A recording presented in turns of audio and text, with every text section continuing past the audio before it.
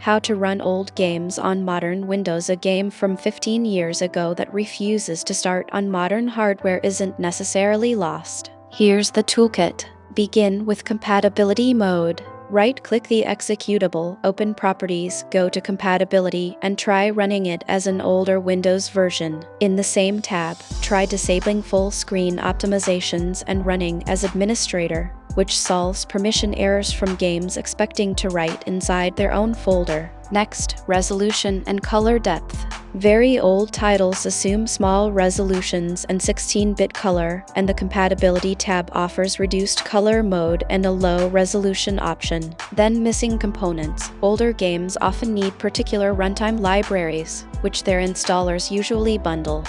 For genuinely ancient software, a virtual machine running the original Windows version is the reliable answer, and for DOS-era titles, DOSBox. Also check whether a modern re-release exists, because that's frequently the simplest path of all.